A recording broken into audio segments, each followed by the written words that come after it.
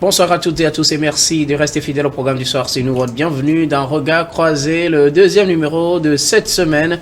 Encore 4 sujets à aborder avec nos invités. Nous parlerons d'abord de la Côte d'Ivoire. Le ministre français des Affaires étrangères a achevé sa tournée africaine à Abidjan. Notre deuxième sujet, nous parlerons du Rwanda. L'ONU aurait pu empêcher le génocide selon Harald Gantz. Troisième sujet, nous parlerons de religion. Le Vatican condamne la chirurgie de confirmation de genre et la gestation pour autrui. Puis nous terminerons bien évidemment par le Togo. Le gouvernement rappelle à l'ordre contre la publication de fake news, la diffamation et la calomnie. Et pour en parler ce soir, 3 invités sur ce plateau. Avec moi, Louis Kamako, vous êtes journaliste et analyste politique. Bonsoir Louis et bienvenue. Bonsoir chers confrères, bonsoir à tous mes co-débatteurs. À côté de vous, Adam Adronou, vous êtes également journaliste. Vous êtes le directeur de publication du journal Vision d'Afrique. Bonsoir Adam et bienvenue. Merci docteur, merci de m'avoir invité. Bonsoir à toutes celles et à tous ceux qui nous suivent dans le Togo profond et de par le monde. Notre troisième invité ce soir, Dieudonné Sewonou, vous êtes également journaliste et aussi le directeur général des lieux services. Bonsoir Dieudonné et bienvenue. Bonsoir docteur, bonsoir à tous. Merci encore de nous inviter à ce plateau. Avec vous, nous abordons notre premier sujet. Nous parlons de cette visite du ministre français des Affaires étrangères. Il a achevé donc sa tournée africaine en Côte d'Ivoire. Sébastien Séjourné a terminé donc sa tournée africaine qu'il a amené d'abord au Kenya, au Rwanda, puis en Côte d'Ivoire. Occasion pour lui de renforcer les relations entre la France et ces pays. Tournée, dernière étape, l'étape de la Côte d'Ivoire. Côte d'Ivoire qui se présente aujourd'hui comme étant l'un des pays qui garde toujours de très bonnes relations avec la France dans la sous-région ouest africaine. C'est là que le ministre français des Affaires étrangères a terminé sa tournée africaine, occasion de renforcer, comme je le disais, les relations entre ces pays visités et la France. Adam. Bien évidemment, vous savez, même si cette visite est en tout cas est de coutume, parce que vous savez, les autorités françaises, que ce soit le chef de l'État français ou certains de ses bras droits, ont l'habitude de sillonner le pays chaque année à un moment donné. Mais je pense que le continent à un moment donné. Mais je pense que cette visite-là est une visite qui ne peut pas occulter certaines questions retentissantes ou a priori qui accrochent les regards sur le continent.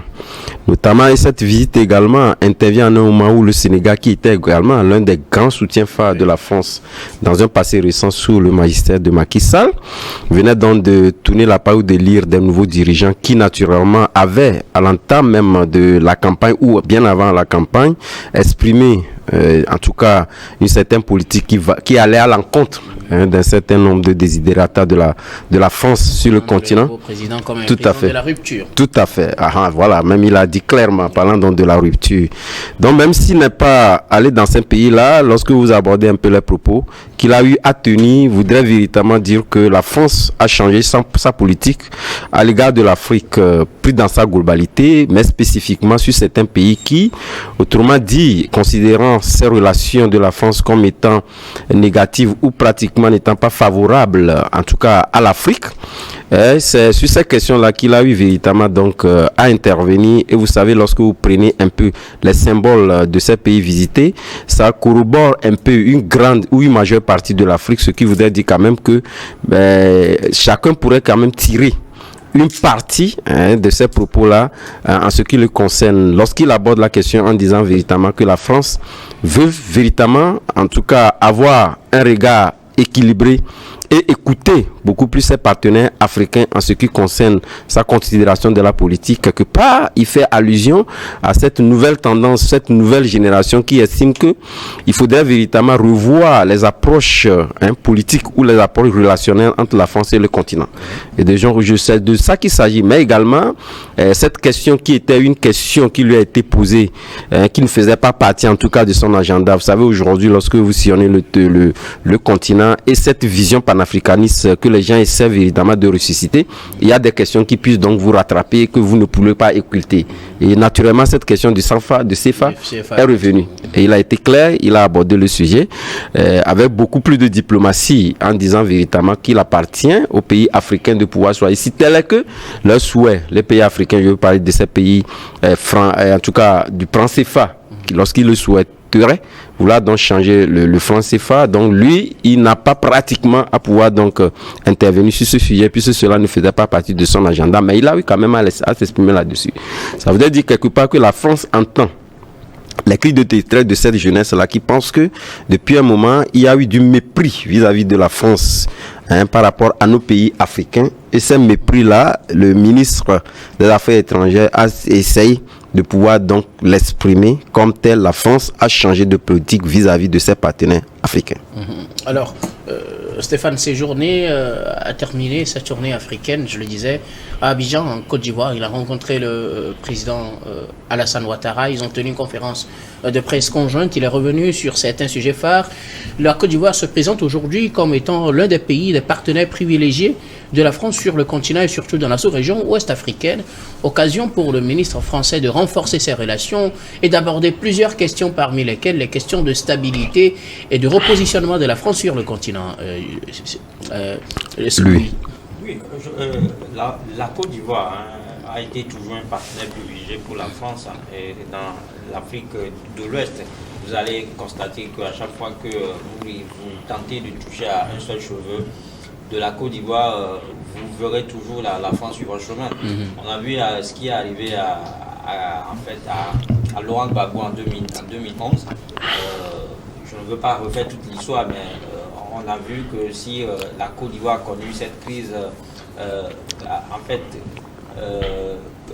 cette crise après les élections, post-électorales, c'est juste parce que la France ne veut pas que la Côte d'Ivoire soit un État dans lequel il y a de l'instabilité. Donc ça c'est la petite histoire. Donc maintenant ce partenariat il est encore renforcé ces dernières années avec l'arrivée au pouvoir des militaires dans des pays limitrophes de la Côte d'Ivoire. Je veux parler justement du Mali, du Burkina Faso et du Niger. Donc aujourd'hui, l'État sur lequel la France peut compter véritablement, sur lequel compte véritablement, c'est la Côte d'Ivoire.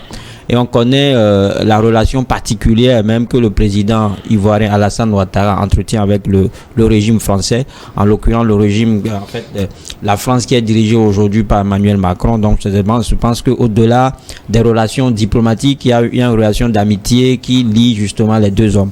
Donc aujourd'hui, pourquoi la Côte d'Ivoire? La Côte d'Ivoire, parce que je crois qu'Adams l'a dit, la Côte d'Ivoire reste en fait ce dernier pays-là qui comprend parfaitement en fait la politique française en Afrique, à part le Sénégal, qui a été dirigé par Macky Sall.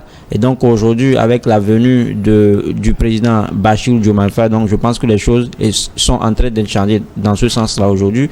Maintenant, le seul pays sur lequel la France peut compter encore, c'est la Côte d'Ivoire avec Alassane Ouattara, qui n'est pas Guillaume prêt à quitter le pouvoir aujourd'hui.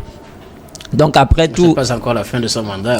Justement, c'est pas encore la fin du mandat. Je crois qu'il a encore de beaux jours devant lui si on se réfère à la constitution ivoirienne et si on se réfère en fait à la vitalité de l'actualité sociopolitique en fait ivoirienne. Donc je pense que c'est pour ça que je dis que il n'est pas encore au soir de son mandat et que la France pense que en s'appuyant encore de nouveau sur Alassane Ouattara, il peut faire dérouler son programme en fait de société en Afrique. Et aujourd'hui, ce que cherche la France, c'est une autre opération de charme. Et parce qu'on a vu que ces derniers temps, avec l'avènement des coups d'État ici et là, la France a complètement perdu, ou bien la France a perdu son précaré, et on a remarqué dans la foule un sentiment pré-français en fait, au sein de l'opinion.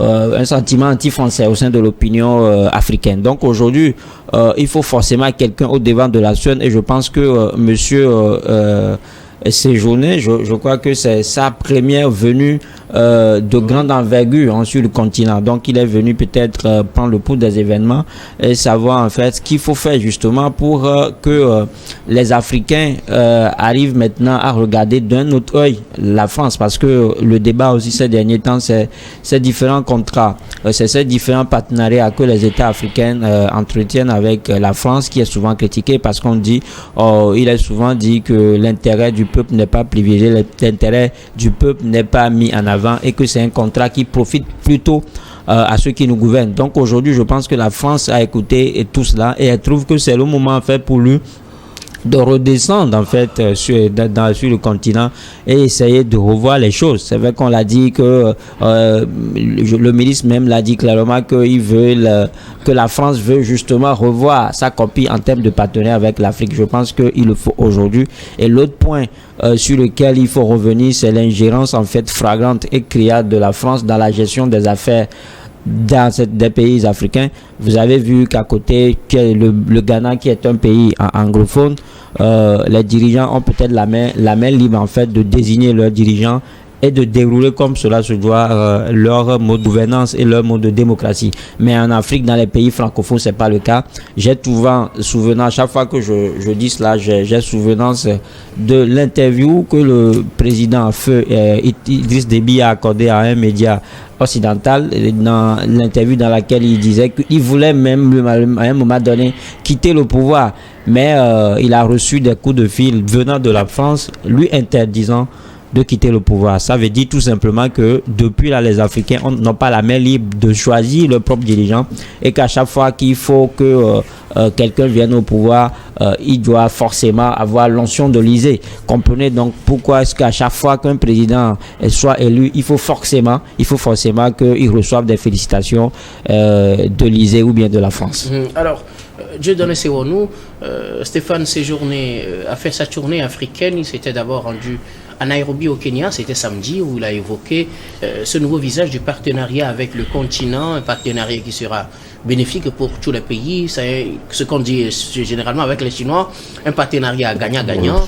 Il a assisté à la cérémonie de commémoration du trentenaire du génocide rwandais. C'était à Kigali, au Rwanda, dimanche. Puis lundi, il s'est rendu à Abidjan, où il a rencontré les autorités ivoiriennes, en l'occurrence le président Alassane Ouattara. Il a évoqué encore cette question de stabilité dans la sous-région et les partenariats que nous, la France, avec la Côte d'Ivoire, qui est aujourd'hui l'un des pays les plus sûrs, les plus proches de la France sur le continent, ou du moins dans la partie ouest africaine. Oui, et docteur, la Côte d'Ivoire aujourd'hui reste le partenaire privilégié de la France dans la sous-région, et bien évidemment il est de bon ton à ce que la tournée du ministre français des Affaires étrangères s'achève par là pour corroborer d'ailleurs tout ce qu'il a eu à identifier sur le continent. Je vais plus loin pour dire que Stéphane est venu en Jean-Baptiste sur le continent africain pour davantage